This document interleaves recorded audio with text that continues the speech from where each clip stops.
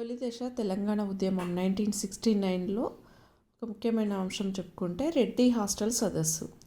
ఈ రెడ్డి హాస్టల్ సదస్సుకి ముందుకు వెళ్తే రెడ్డి హాస్టల్ను ప్రారంభించిన వ్యక్తి రాజ్ బహదూర్ వెంకట్రామ్ రెడ్డి.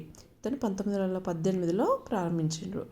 ఈ రెడ్డి హాస్టల్నే ప్రస్తుతం రెడ్డి ఉమెన్స్ కాలేజీగా మనము పిలుచుకుంటున్నాం. ఇది నారాయణగూడ హైదరాబాద్లో ఉంది.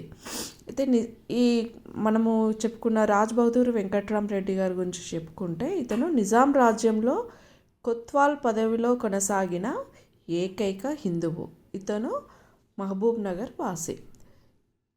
కొత్వాల్ అంటే అప్పుడు ఏమనేవారంటే హైదరాబాద్ నగర పోలీస్ కమిషనర్. అంటే ఒక నిజాం రాజ్యంలో ఏకైక హిందువు కొత్వాల్ పదవిలో పనిచేసిండు. అతను ఎవరంటే రాజ్ బహదూర్ వెంకట్రామ్ రెడ్డి. ఈ రెడ్డి సదస్సు మీద పూర్తి స్థాయిలో వీడియో కావాలంటే మీరు ఛానల్ని చూడొచ్చు.